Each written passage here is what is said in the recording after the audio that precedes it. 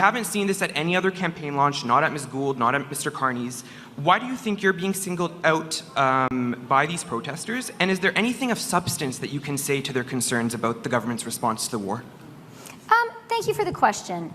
I do want to say I am really grateful that we live in a democracy.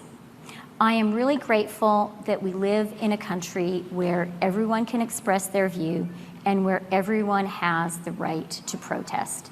That is an amazing thing about Canada, and it's really important that people can disagree with each other and that everyone can state their view. It's also the case that the right to protest doesn't include the right to disrupt other people's right to speech. That is also essential about Canada.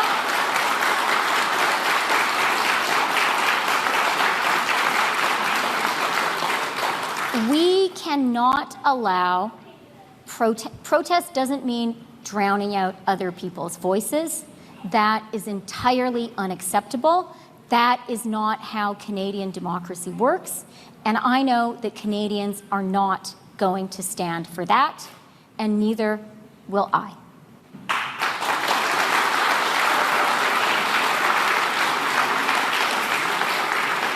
When it comes to the Middle East, let me just say I am cautiously optimistic about the ceasefire in Gaza.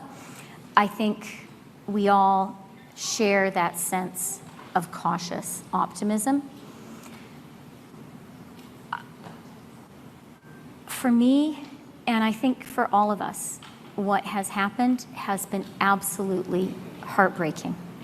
It has been awful to see the images, to hear the stories, to see the carnage. That is absolutely unacceptable. Canada has been calling for a ceasefire. I am cautiously optimistic about the ceasefire that has been announced. It is so important for people to stop dying, and it is so important to recognize the pain, the heartbreak, the tragedy.